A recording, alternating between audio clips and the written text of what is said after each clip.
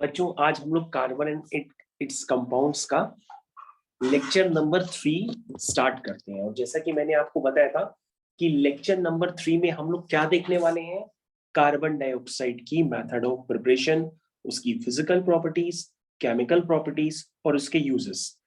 और जब carbon dioxide के बारे में हम पढ़ लेंगे तो उसके बाद हमें क्या पढ़ना होगा, कार्बन मोनोऑक्साइड के बारे में।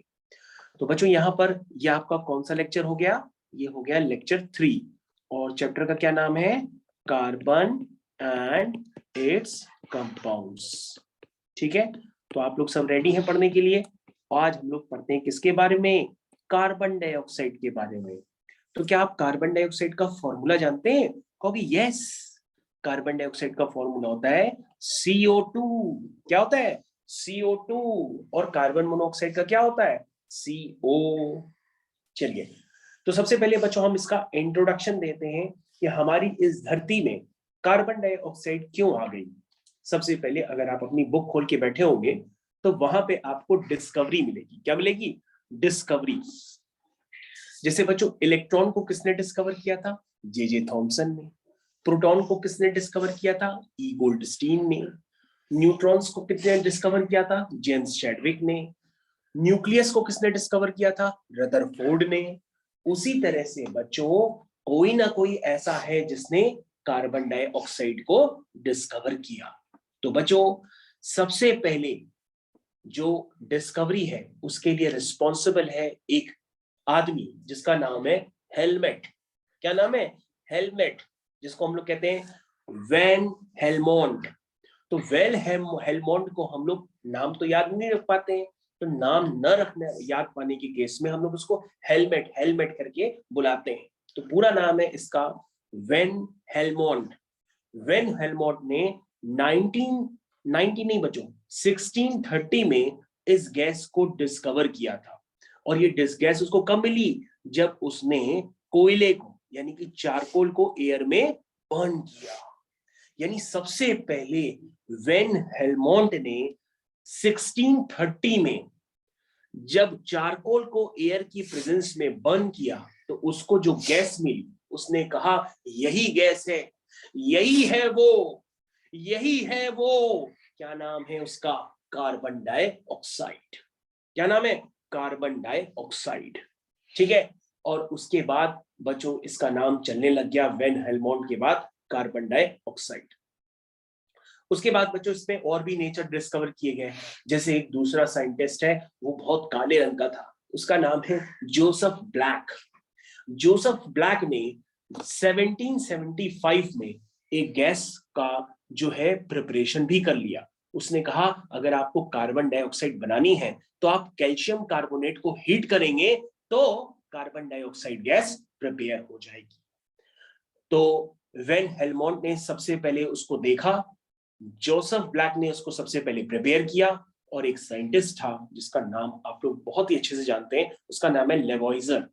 तो लेवॉइजर ने क्या देखा, 1783 में इसकी प्रॉपर्टीज भी देख ली, इसका बेसिक नेचर, एसिडिक नेचर क्या हो सकता है, वो सारी चीजें उसकी डिस्कवर कर दी।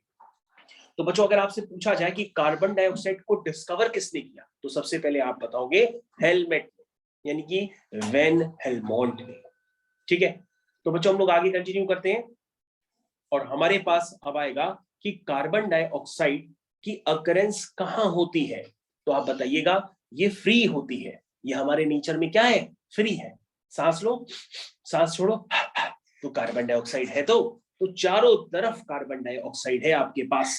ठीक है, तो कार्बन डाइऑक्साइड कैसी होती है? फ्री स्टेट में होती है, कंबाइंड स्टेट में होती है, हर जगह होती है। तो बच्चों ये हो गया इसका डिस्कवरी और अकरेंस। तो बच्चों हम लोग डिस्कवरी के लिए किसको रिस्पॉन्सिबल मानते हैं, हम पहले लिख लेते हैं डिस्कवरी। तो डिस्कवरी के लिए रिस्पॉन्सिबल कौन है बच्चों?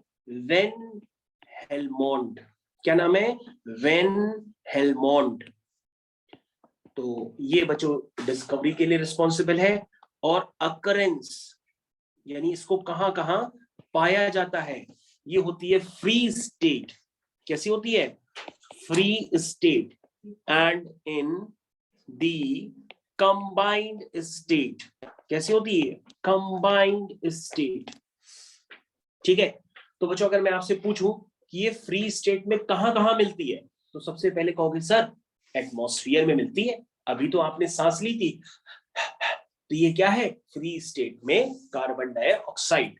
तो फ्री स्टेट में कहां मिलती है, ये एटमॉस्फेयर में, तो लिख देना इन द एटमॉस्फेयर।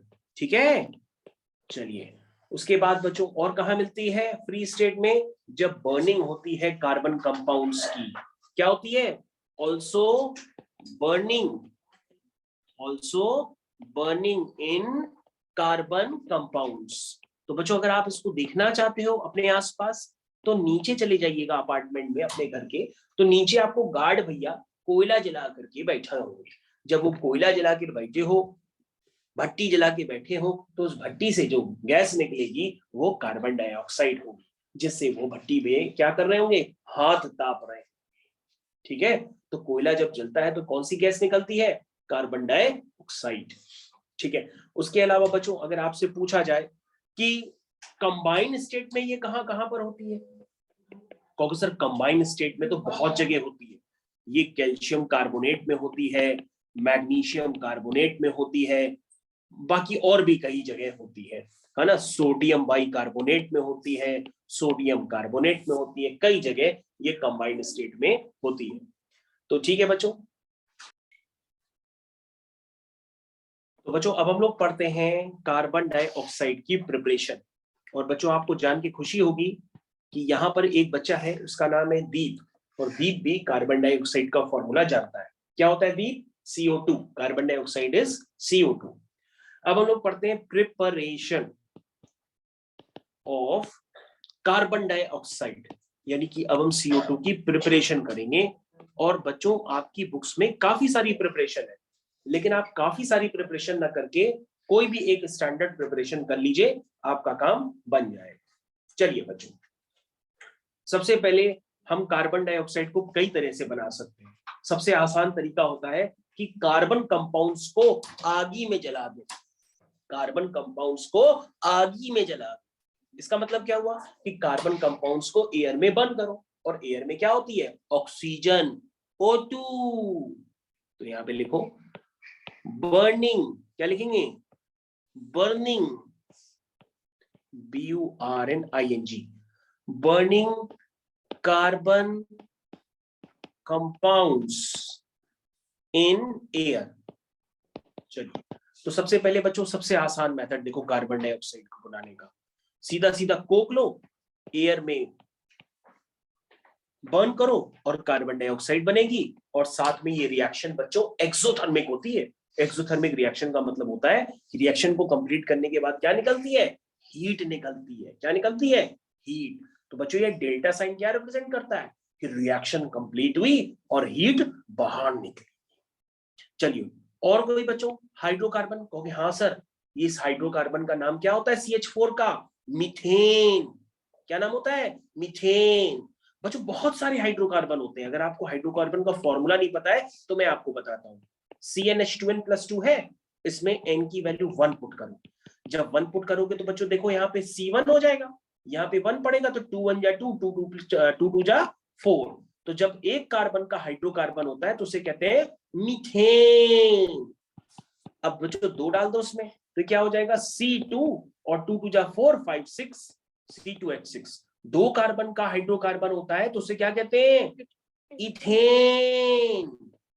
और अगर बच्चों हम इसमें n=3 डाल दें तो क्या बनेगा, C3, 3 2 जा 6 7 8। क्या बनेगा, 3 कार्बन का हाइड्रोकार्बन, इसका नाम होता है प्रोपेन। उसके बाद बच्चों 4 कार्बन का बनाना चाहो, 6 कार्बन का, 10 कार्बन का, जितना भी बनाना चाहो बना सकते हो। तो बच्चों आप बताएंगे कि आपके घर में जो गैस आती है, कौन सी गैस, हम जो हमारे पेट से निकलने वाली गैस नहीं, जिससे हम खाना बनाते हैं, LPG, लिक्विफाइड पेट्रोलियम गैस, उस गैस में सबसे ज्यादा कंपोनेंट किसका होता है पता है, ब्यूटेन का होता है, जिसकी वजह से उसका इग्निशन पॉइंट बहुत लो होता है, बहुत जल्दी आग पकड़ लेती है माचिस की तीली से भी। तो बच्चों 4 कार्बन के हाइड्रोकार्बन का नाम बताओ, C4, 4 2 जा 8 9 10, इसी का नाम होता है ब्यूटेन। क्या होता है, ब्यूटेन। और बच्चों आज घर जाकर के अपने पापा से पूछिएगा कि पापा एलपीजी में सबसे ज्यादा कौन सी गैस का कंपोनेंट होता है, तो पापा आपकी जवाब देंगे किसका होता है, ब्यूटेन का।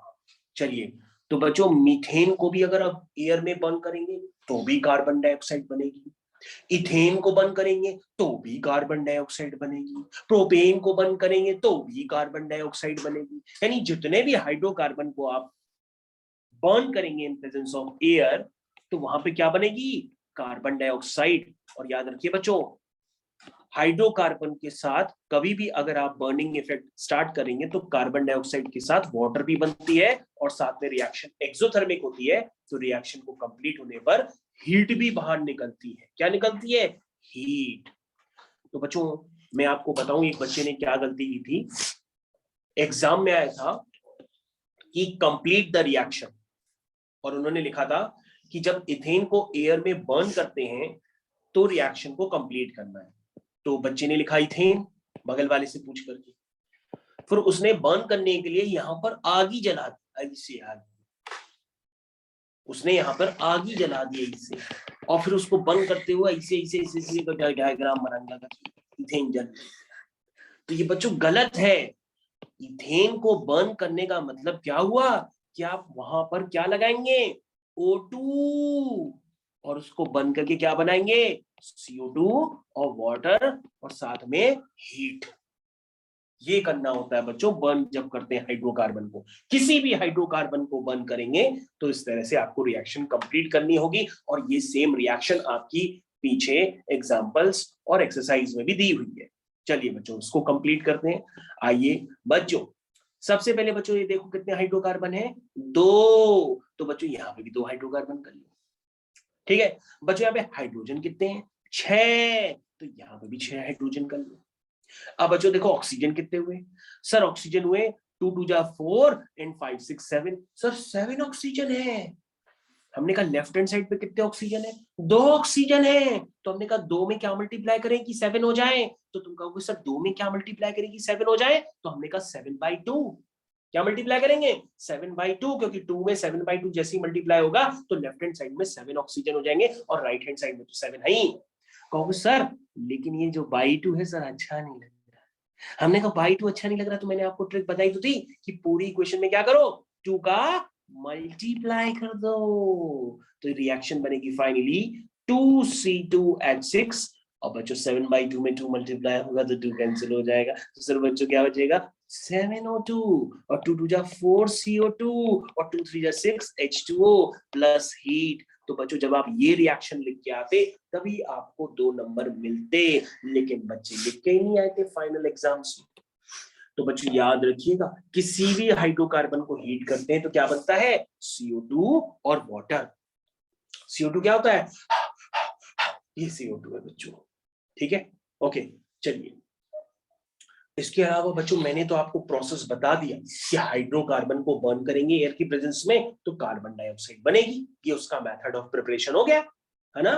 अब बच्चों मेथड ऑफ प्रिपरेशन आपको पता हो गया तो बस ठीक है, क्योंकि आपकी बुक में मेथड ऑफ प्रिपरेशन कई तरीके से दिया हुआ है, तो आप बहुत सारे मेथड लर्न करने की आपको जरूरत नहीं है। लेकिन फिर भी मैं आपको ये भी बता दे रहा हूं कि कार्बन डाइऑक्साइड को कुछ और मेथड से भी आप बना सकते हैं। ठीक है, तो अदर मेथड्स क्या हो सकते हैं वो भी आप देख लीजिए। अदर मेथड्स बच्चों मैं आपको 1-2 बता दूंगा और उसके बाद सीधा सीधा आपको लेबोरेटरी मेथड बताऊंगा। तो लेबोरेटरी मेथड में हम कार्बन डाइऑक्साइड को बहुत ज्यादा मात्रा में बनाते हैं, और लेबोरेटरी मेथड तो आपको पता ही होना चाहिए, भले चाहे अदर मेथड आपको पता हो या ना पता हो। ठीक है, तो बच्चों स्टार्ट करें अदर मेथड। अदर मेथड बच्चों हो सकता है आप खुद ही कंप्लीट कर लो। ये है सोडियम कार्बोनेट और ये सल्फ्यूरिक एसिड। क्योंकि सर इसको तो हम कंप्लीट कर लेंगे, हमने कहा कैसे, क्योंकि सर आपने बताया था कि सोडियम सल्फेट को ले जाएगा और हाइड्रोजन कार्बोनेट को ले जाएगा। पहले बनाते हैं कप और उसके ऊपर लिख देते हैं प्लेट। ये कप प्लेट वाला मेथड याद होगा, या मैंने आपको बताया था टाइप्स ऑफ रिएक्शन में ऐसा मैंने बताया था, इसको कहते हैं डबल डिस्प्लेसमेंट रिएक्शन। पहले प्लेट बनाते हैं और उसके ऊपर उल्टा करके कप लिख देते हैं। बच्चों कप नहीं समझ में आ रहा है तो आप देखो शायद कप आपको समझ में आए। और बिल्कुल नहीं समझ में आ रहा है तो आप एक काम कर लो, सीधा सीधा डबल डिस्प्लेसमेंट लिखो, यानी सोडियम को क्या मिलेगा, सल्फेट, तो क्या बनेगा सोडियम सल्फेट, और सोडियम सल्फेट हमने लिख दिया। और अगर H2 को CO3 बनेगा तो H2 को CO3 मिलने के बाद H2CO3 बनेगा, और H2CO3 क्या होता है, वीक एसिड होता है, उसका नाम कार्बोनिक एसिड होता है, और कार्बोनिक एसिड फर्दर ब्रेक होकर के क्या बनाता है, CO2 और वाटर। कार्बोनिक एसिड यानी H2CO3 फर्दर ब्रेक होकर क्या क्या बनाता है, CO2 और वाटर। तो बन गया CO2, और CO2 बन गया तो यहां पर CO2 की मेथड ऑफ प्रिपरेशन हो गई, क्योंकि फाइनली CO2 तो बनना चाहिए था ना, पता पड़ा CO2 ही नहीं बन रहा है, और तुम कह रहे हो CO2 की मेथड ऑफ प्रिपरेशन है, तो कोई बात नहीं, क्या गलत हो जाएगी रिएक्शन। तो कहोगे सर बिल्कुल समझ में आ गया। अगली रिएक्शन कैल्शियम कार्बोनेट, जो आपकी फेवरेट है, कई बच्चे अभी भी स्कूल में चुपचाप कैल्शियम कार्बोनेट मुंह में रख के खाते हैं। कैल्शियम कार्बोनेट का मतलब होता है चौक। क्या होता है, चौक। आइए बच्चों, कैल्शियम को क्या मिलेगा, Cl। कैल्शियम किससे दिल लगाएगा, Cl से, और हाइड्रोजन किससे दिल लगाएगी, कार्बोनेट से। तो बच्चों जब कैल्शियम Cl से दिल लगाएगा तो क्या कैल्शियम क्लोराइड ऐसे लिखोगे, नहीं सर ऐसे नहीं लिखेंगे। कैल्शियम की 2 होती है, क्लोरीन की 1 होती है, इन दोनों को प्यार से मिलाएंगे और बनेगा कैल्शियम क्लोराइड, यानी कि CaCl2 बनेगा ना। और हाइड्रोजन की कार्बोनेट से मिलेगा तो H2CO3 बनेगा, लेकिन H2CO3 कार्बोनिक एसिड होता है, वो वीक एसिड होता है, वो फर्दर ब्रेक हो जाता है वाटर और CO2 में। यह बात समझ में आई। तो बच्चों आपने देखा अदर मेथड ऑफ प्रिपरेशन में आपको क्या क्या यूज कर लिया, आपने एक बार कैल्शियम कार्बोनेट को यूज करके बनाया, और एक बार सोडियम कार्बोनेट को यूज करके क्या बनाया, कार्बन डाइऑक्साइड। तो बच्चों हम लोग आगे कंटिन्यू करते हैं, और आगे जो कंटिन्यू कर रहे हैं तो वो रिएक्शन बच्चों आपको जरूर याद रखनी होगी, वो है कार्बन डाइऑक्साइड लैबोरेटरी प्रिपरेशन। यानी लैब में आपकी प्रिंसिपल आपके साथ खड़ी होगी और कहेगी कार्बन डाइऑक्साइड बनाओ, कार्बन डाइऑक्साइड बनाओ। कई लोग जो है डर के मारे उनके पेट से ही कार्बन डाइऑक्साइड छूट जाएगी, कहेंगे मैम बन गई, मैम बन गई, आपको पता नहीं पड़ता, थोड़ी देर में आपको पता पड़ जाएगा, मैम तब तक चली जाएंगी। तो ये है लैबोरेटरी प्रिपरेशन। क्या है, लैबोरेटरी प्रिपरेशन। तो ये हो गया लैबोरेटरी प्रिपरेशन। तो लैबोरेटरी प्रिपरेशन में आप कुछ भी ना जानते हो तो आपको रिएक्शन जरूर याद रखनी होगी, लेकिन रिएक्शन तो वही है जो अभी आप पढ़ चुके हैं। क्या है कि कैल्शियम कार्बोनेट को जब हम दिल दे देते हैं, वो भी किसके साथ, हाइड्रोक्लोरिक एसिड के साथ। और दिल का मतलब होता है बच्चों दिल का मतलब होता है डाइल्यूट। डाइल्यूट आप समझते हैं, एक होता है कॉन्सेंट्रेटेड, एक होता है डाइल्यूट। डाइल्यूट उसे कहते हैं जिसमें पानी की मात्रा ज्यादा हो, और कॉन्सेंट्रेटेड उसे कहते हैं जिसमें पानी की मात्रा कम हो। तो बच्चों आपने क्या लिखा, कैल्शियम कार्बोनेट को जब HCl ने दिल दे दिया तो क्या बना दिया, कैल्शियम क्लोराइड और वाटर और CO2। बच्चों ये रिएक्शन तो अभी आपने देखी थी ना, यही लैबोरेटरी प्रिपरेशन मेथड है। और अगर आप इसको बैलेंस करना चाहें तो आप इसको बैलेंस कर लीजिए। तो बच्चों ये लैबोरेटरी प्रिपरेशन की रिएक्शन है, ये आपको 100% याद रखनी होगी, इसमें आप कोई भी लापरवाही नहीं बरतेंगे। और इसका एक डायग्राम भी बना है, वो डायग्राम वगैरह आपको खुद से ही बनाना है, आप किसी भी तरह से बना लीजिएगा, ठीक है। तो जिन बच्चों ने लैबोरेटरी प्रिपरेशन कार्बन डाइऑक्साइड का सुन लिया हो, वो अपने आप थोड़ी देर बाद चुपचाप बैठ करके क्या करेंगे, होमवर्क में क्या करेंगे, होमवर्क में उसका डायग्राम जरूर बनाएंगे, और डायग्राम में जहां जहां नेमिंग होगी वो नेमिंग जरूर लिखेंगे, क्योंकि बिना नेमिंग के कोई भी डायग्राम एग्जिस्ट नहीं करता।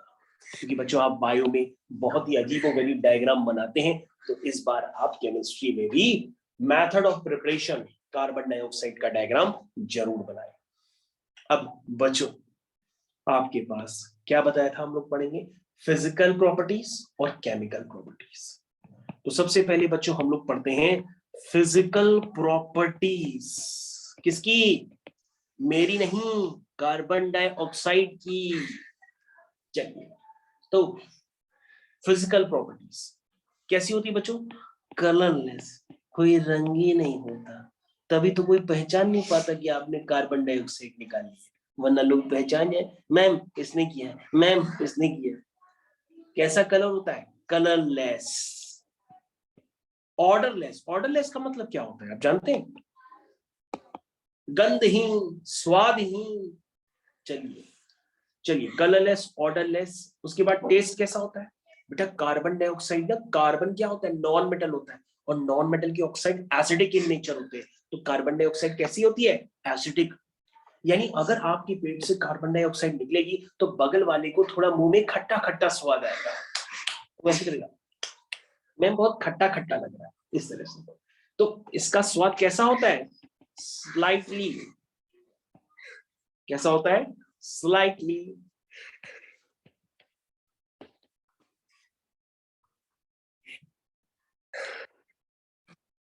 तो बच्चों ये होती है कलरलेस, ऑर्डरलेस, स्लाइटली सोर टेस्ट, यानी इसी खट्टा टेस्ट होता है क्योंकि एसिडिक इन नेचर होती है। तो बच्चों ये आपको याद रखना होगा। और मैं आपको थोड़ी सी और प्रॉपर्टी लिख देता हूँ फिजिकल प्रॉपर्टीज में। फेयरली सोल्युबल इन वाटर, क्योंकि बच्चों सोल्युबल तो होती है ना ये कोल्ड ड्रिंक्स में भी, डिसॉल्व फॉर्म में होती है। Fairlie soluble in water. उसके बाद बच्चों हम इसकी केमिकल प्रॉपर्टीज लिख लेते हैं।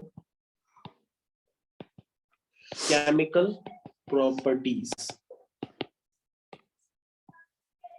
केमिकल प्रॉपर्टीज क्या लिखेंगे बच्चों केमिकल प्रॉपर्टीज में?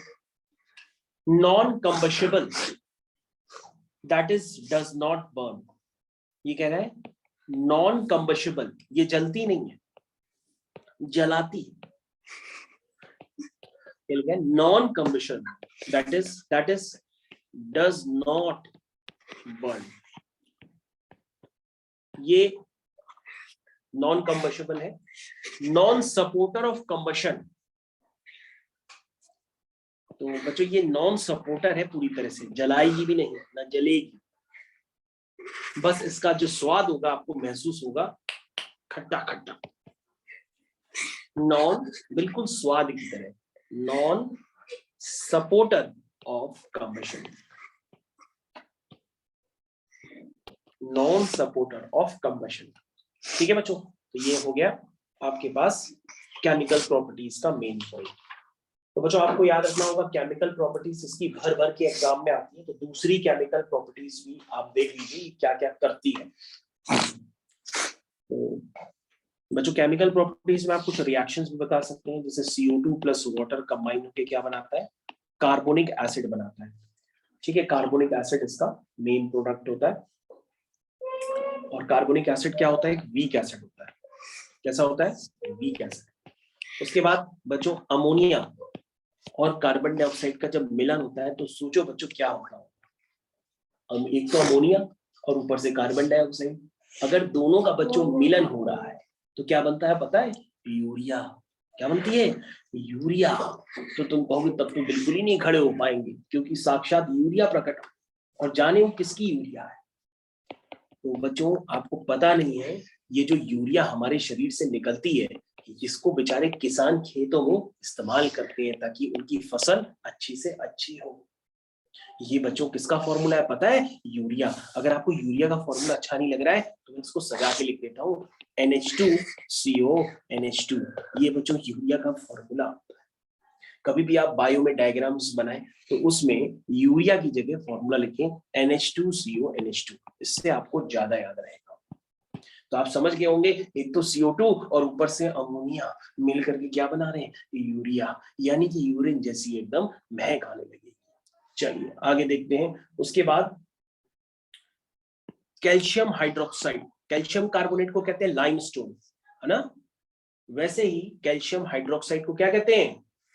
कैल्शियम हाइड्रोक्साइड को क्या कहते हैं? Slaked lime. क्या कहते हैं? Slaked lime.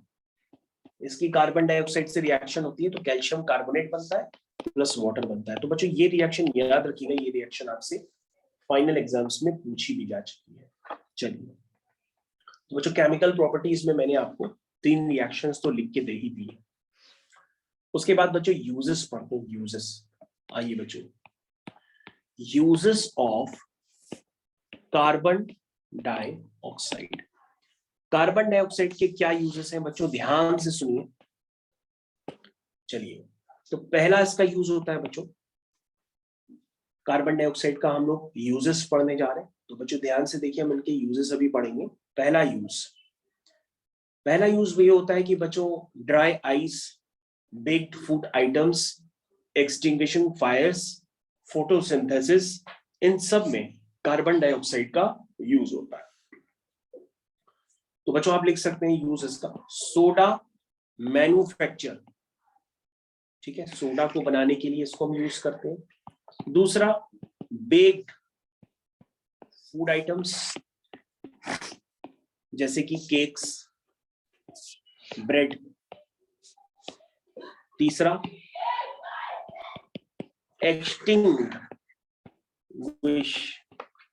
एक्सटिंग्विशिंग फायर, आग बुझाने के लिए यूज करते हैं। और फोटोसिंथेसिस में पौधे उसको यूज करते हैं। कौन क्या यूज करते हैं? पौधे। तो बच्चों आपको जान की खुशी होगी, जब हम लोग अपने टाइम पे पढ़ते थे तो हमारे साथ एक जो हमारा मॉनिटर था क्लास का, उसका नाम पौधा था। हाँ, पौधा कपूर उसका नाम था। तो हम लोग उसको पौधे पौधे बोलते थे। आज उसकी वापस याद आ गई। तो फोटोसिंथेसिस में, यानी पौधों में फोटोसिंथेसिस का एक प्रोसेस होता है जिससे वो अपना लंच और ब्रेकफास्ट बनाते हैं। तो उससे में वो कार्बन डाइऑक्साइड यूज करते हैं। तो मेरे ख्याल से बच्चों कार्बन डाइऑक्साइड के यूजेस, उसकी रिएक्शंस, उसकी केमिकल प्रॉपर्टीज, उसकी फिजिकल प्रॉपर्टीज मैंने आपको गला फाड़ फाड़ के बताई है। लेकिन बच्चों आपको मैं एक और काम बता रहा हूँ, वो आपको करना पड़ेगा। वो मैं होमवर्क में डाल देता हूँ, वो बहुत ही इंपॉर्टेंट है और एक्सरसाइज में उसके क्वेश्चंस बने। वो है, आपको बताना है कि फायर एक्सटिंग्विशर में क्या क्या होता है, उसके पार्ट बताने हैं। और वो सब आपकी बुक में ही लिखा हुआ है। तो आपको शॉर्ट नोट्स बनाने हैं। शॉर्ट नोट्स क्या बनाने हैं? Short notes on fire extinguishers. इस पे बच्चों क्या बनाने हैं? शॉर्ट नोट्स बनाने हैं। ठीक है, तो शॉर्ट नोट्स आप बना करके हमको दिखाएंगे, तब हम लोग बच्चों इसके फिर आगे कंटिन्यू करेंगे। और आगे हम लोग पढ़ेंगे कार्बन मोनोऑक्साइड के बारे में। तो ये कार्बन डाइऑक्साइड का पूरा विवरण था आपके साथ। इसके बाद बच्चों जो हम लोग अगले टर्म पे पढ़ेंगे, तो मैं हम लोग को पहले से लिखा देता हूँ। हम लोग अगले टाइम पे पढ़ेंगे कार्बन मोनोऑक्साइड, ये पढ़ेंगे। ठीक है, और कार्बन मोनोऑक्साइड साइड जब हम लोग पढ़ लेंगे, तो उसके बाद हम लोग जो पढ़ेंगे वो होगा आपकी एक्सरसाइज क्वेश्चंस। एक्सरसाइज के क्वेश्चंस भी करना स्टार्ट कर देंगे, और ऐसे क्वेश्चंस करेंगे जो बहुत ही इंपॉर्टेंट होंगे। ये हम लोग नेक्स्ट टाइम पे करना स्टार्ट कर देंगे। ठीक है बच्चों, ये आपको मेरे ख्याल से समझ में आ गया होगा। Thank you.